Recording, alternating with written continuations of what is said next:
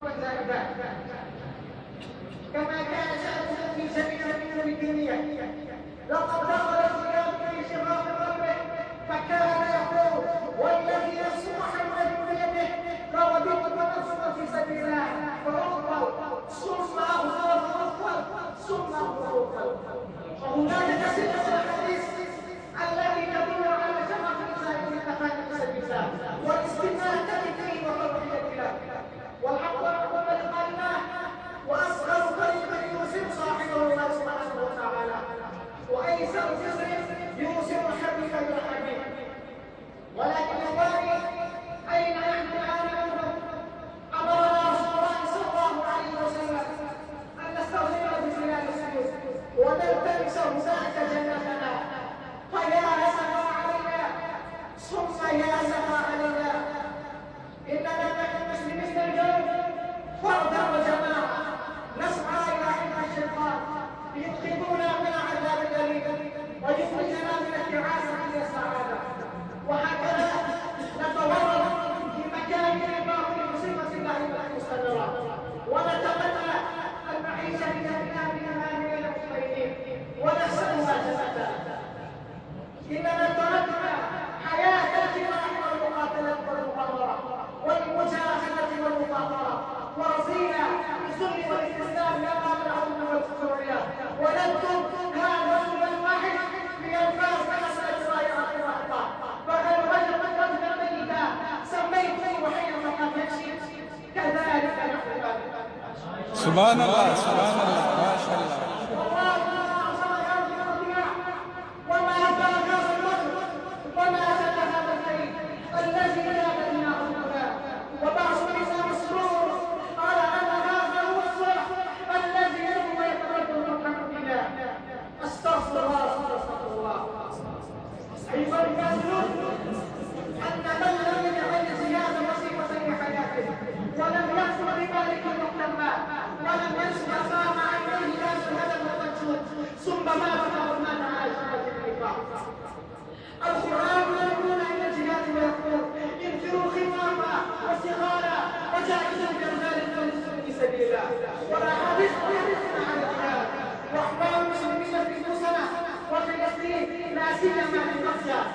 والشام والعراق تهز غيرتنا وحماستنا، والمستضعفون في النساء والرجال ينادوننا إخواننا: أين أنتم اليوم؟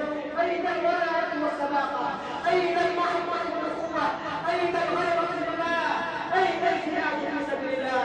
أحلامنا ضائعة، آمالنا خائبة، أمانينا خاسرة، قلوبنا فاكرة، عيوننا باكية، أهدافنا فاشلة، أعداؤنا غالبة.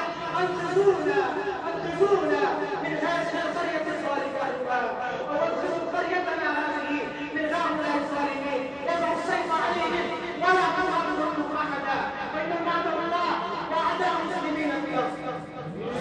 سبحان الله سبحان الله ما شاء الله ما شاء الله. ولا تكاسلوا فإن الإنفاق في هذه الأمور والقعود مصيبة المنافقين. فمن نودي إلى الجهاد ولم ينهض ولم يسارع فالقاعد عنه واستأخر إلى لأنهم كانوا كارهون المجاهدين مع الرسول في سبيل الله. أتريدون أن تكونوا مثلهم؟ لماذا لا تخرجون؟ لماذا لا تسلمون؟ أين الولاء والصداقة؟ أين المحبة والقوة؟ إن لم تقوموا بهذه الوظيفة ولم تؤدوا هذه المسؤولية فمن أين يأتي الله؟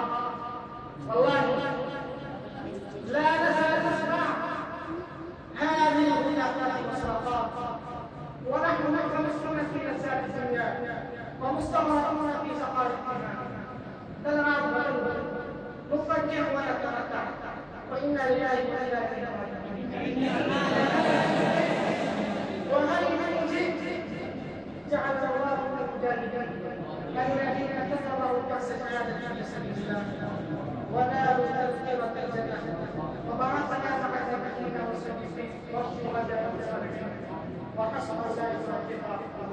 أخيرا أنهي كلمة هذه من الأبيات كويت بن علي الأنصاري رضي الله عنه قال: فلست بالغ أو أقتل مسلما على أي جنب كان لله مصرعي، وذلك ذات الإله وإن شاء يبالغ في أوصال الشرك المبرع.